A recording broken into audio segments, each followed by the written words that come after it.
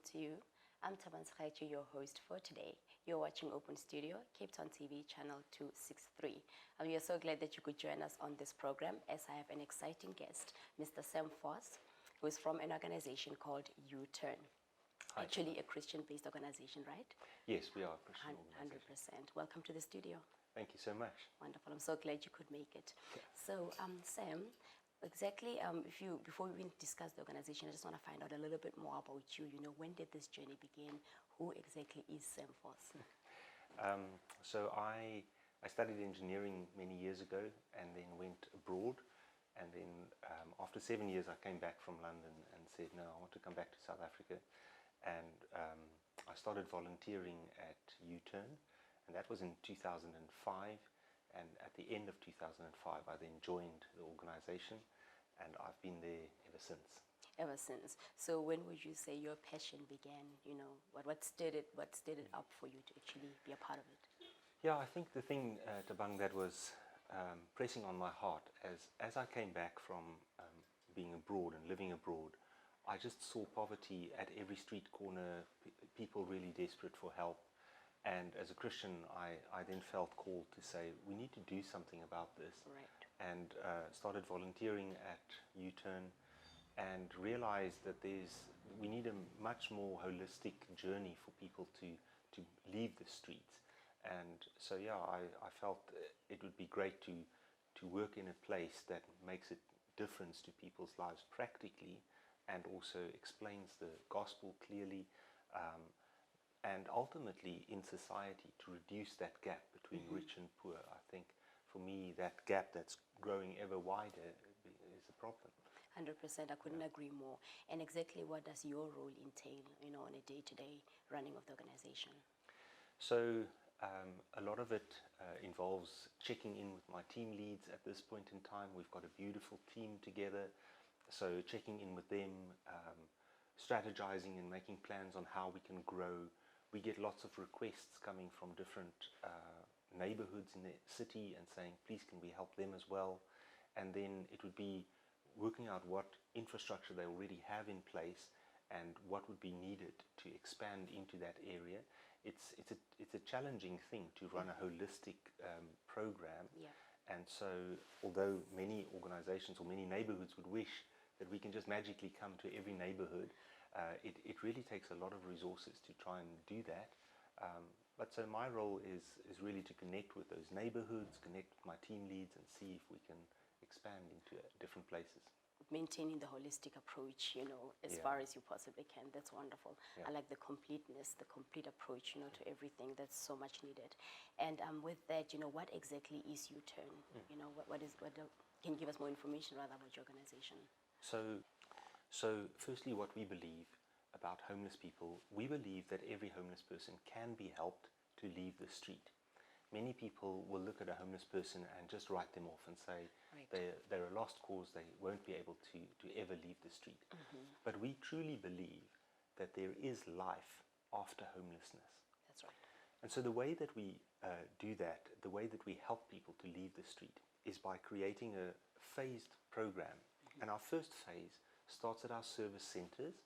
And so what happens is the public help us, they buy Uturn vouchers and they hand it to people that are close to the service center. The homeless person brings that voucher to our service center and then exchange it for clothing or for food. And so through that need that the homeless person has, we build a relationship with people. Right. And we very quickly, immediately in fact, invite them to further services like discussion groups and other activity programs. So through those activity programs, we can then start helping them to think differently and really start rekindling the dream that actually I can leave the street.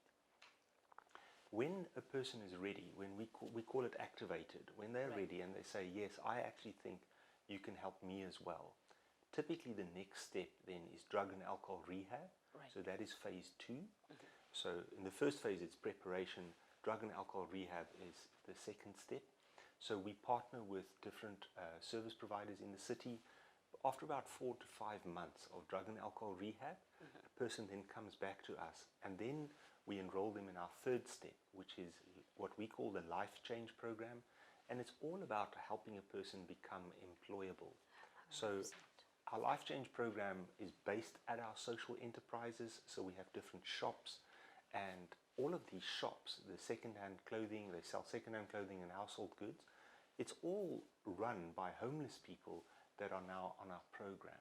That is amazing. So through that, the homeless people get an opportunity to acquire new skills, and they one day a week they go to our head office for further therapy and training, and then they go back and they apply that training, and it's learning and applying, learning and applying. And after about 18 months of that kind of work experience and learning, then typically our occupational therapists will say this person is now ready for open market employment, and that's when the last stage happens, the last phase.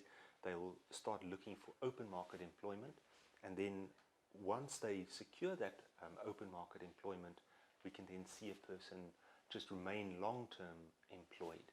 And Yes. the beautiful thing, Thabang, is that more than 80% of our graduates maintain their long-term success. Isn't that exactly what we want, right? I mean, like, we don't always have to be looking for government to do that. Your organization is looking for a permanent solution, which is just so powerful. And for you, you know, I know that there's a biblical component to that, right? How does that come into play? Because you've mentioned occupational therapist as well, so those are the dynamics, I guess, of your team makeup. How does that, why did you decide to structure it that way? Yeah, so we've got, in fact, a very multidisciplinary team, a very rich team of people, the therapy team that works with the people that are in our Life Change program. So it includes occupational therapists, social workers, even a pastor, and people that will be engaging with the individual and helping them to change whatever the component is that they're struggling with at the moment. 100%. If we just hold that thought for me, when we come back, we need to go for a quick break. When we come back, we'll just pick up where we left off. Don't go away.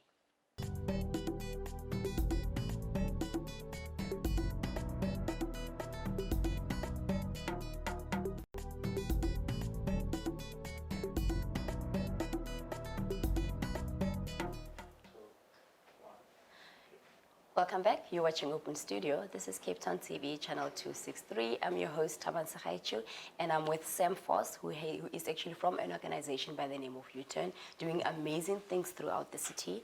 And before we went to the break, you were just out giving us pretty much an outline of the duration of the various programs that you have, the end goal around it, and you were just explaining so beautifully about how is it that all the stakeholders are brought into play and what their what their role is actually for the holistic approach, program that you guys have. Would you just unpack that for us a bit? So yes, in our third step of the way, where we are teaching people vocational skills at our social enterprises, we have a multidisciplinary team, and it's made up of social workers, occupational therapists, pastors, counselors. There's a whole team of people that are engaging with the people. And beautifully, they get to not just learn how to cash up a till and how to do customer service and how to do those vocational skills, but they really start looking at how does a person view themselves, how do they interact with other people, how do they solve problems that they encounter. And we really go back to some basic things that you and I might have learned from our parents, Right. that a person for one reason or another have struggled with. And some of those things will be contributing to why they are on the street. Other times they are just pure victims of bad circumstances. But if we are going to succeed in helping a person leave the street, they need to learn new skills. That's and right. that is our joy, to be able to bring a whole team of people around a person and say, how does this person need to grow in order to succeed in life? Which brings me to this question. Is there a specific criteria that you use? How do you ascertain or assess who is it that should be, or rather qualifies to be partaking in your program? Yes, so the entire program was designed by occupational therapists, and occupational therapists are particularly skilled at looking at the occupation and seeing what are the demands of the occupation, and then looking at the person and seeing what are the capabilities of the person. And what we want is we want a person to be, the task man fit needs to be just right. Because if the task is up there and the person is down here, then they feel overwhelmed, like they won't succeed and they can't succeed because the task demands something higher.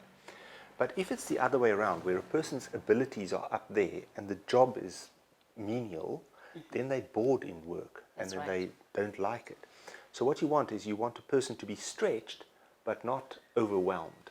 And so occupational therapists will go and assess how ready is this person and what are their capabilities, what are the requirements of the job, and therefore we can measure quite accurately when is a person ready for the next step.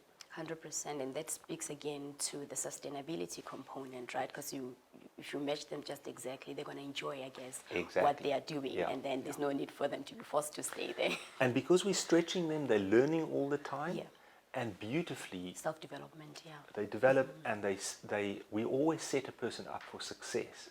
If you give a guy a job before he's ready for the job, you're setting them up for failure. But if you measure accurately and you give them the job at the time that they're ready for it, then they thrive. And then they build confidence and it becomes this positive cycle.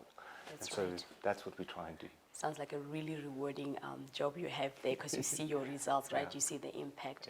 And which brings me to my next question. For you, what is the most challenging part of what you do? And again, what is the most rewarding aspect of it? Sure. When I look across our city and I see thousands of people, we believe there's 14,000 people that are homeless, that are sleeping outside every night. That's what our cost of homelessness study showed us last year. And when we look at that, we realize there's still a lot of work to be done. 100%. The most challenging thing for me is recognizing daily that there are thousands of people that we're not yet reaching, and we wish to expand into all parts of the city. And to see that long-term work actually flowing to more people, that's really what we're after. Especially during the times we are living in right now, right? Absolutely. I mean, I can only imagine the challenges you must have actually experienced within the organization. So how has COVID-19 actually affected you? You know, how did you rather ride the storm, weather the storm rather, How was it for you? So, in fact, that 14,000 was measured before COVID hit. And anecdotal evidence across the city and at our service centers confirm that homelessness has increased since COVID and the lockdown happened. So it is a huge problem, and when COVID hit, I think there was just outright, not panic so much, but it was a disaster of note, because overnight most homeless people actually survive based on donations from the public. But if suddenly the entire public is in lockdown and they're staying at home and they're not moving outside, then people are overnight cast into vulnerability, and how will they survive?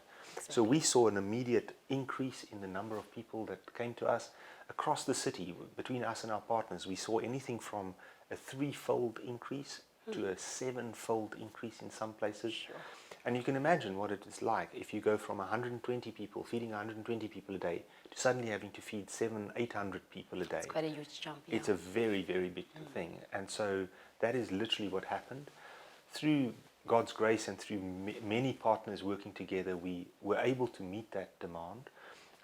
And now, as it's kind of almost normalized, lockdown is normalized, we are still seeing a much higher demand.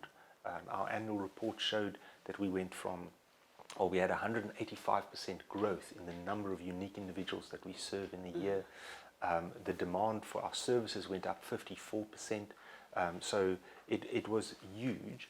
But we were also pleased that alongside the story of much greater demand, there were also a story of people showing more empathy and people coming to us. Maybe it was because we're well known in the city and have been planting these relationships for a long time. But many people came to us and said, Sam, we would like you to come to our area as well, or how can Uturn be expanded and strengthened? So although the support didn't grow by 50%, the support grew by 30% last year, the demand and the delivery grew by 50%. So we're very proud of how the team responded to that. 100%. And just being able to help more people, that's amazing. That is so powerful. The fact that you're still here, as an organization, especially, given the circumstances. I mean, we're still navigating this COVID thing at the end of the day. Where do you see Uturn in the next 5 to 10 years? So I believe that Uturn will flourish and grow rapidly now.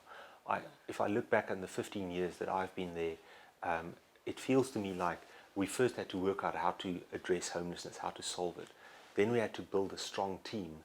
And then we had to work out how do we do the financial thing, because to grow constantly, you also have to grow your support. And I really feel that over the last 15 years, we've ticked the boxes on all of those. And so now what's left to do is to grow across the city and to reach more people, and in fact to grow across our country. I don't take away the possibility that one day we'll operate Uturn programs in other cities as well. 100%. If I may interject there, if you don't mind, we just need to go to a break. I just want to come back to that when we come back again. So viewers at home, don't go home. Don't go away. We'll be right back.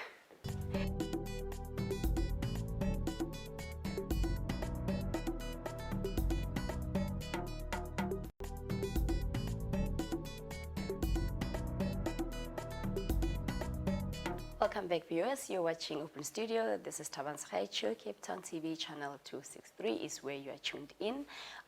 Sam, we were speaking just now about your plan, where you see Uturn actually going in terms of growth and the impact you're wanting to achieve, right?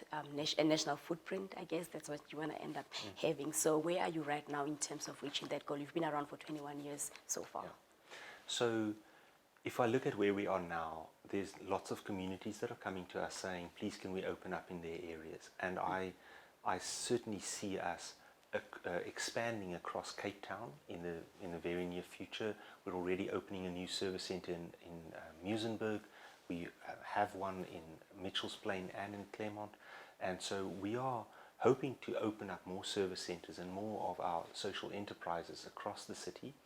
And so that's really where our focus is right now, is grow the capacity. Because you can imagine, for us to take on another 50 homeless people, we need to create social enterprises that can create employment for those individuals to stay involved with us 18 months plus.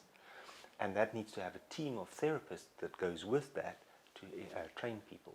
So we are super excited that those opportunities are opening up to us, especially as more people become aware of the homeless and are wanting to find better solutions, long-term solutions that 100%. Actually solve the problem, rather than just deal with the needs of individuals.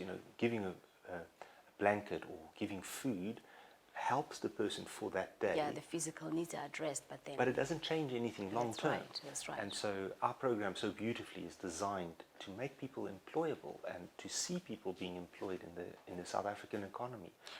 Unemployment being so high as is, right? Yeah.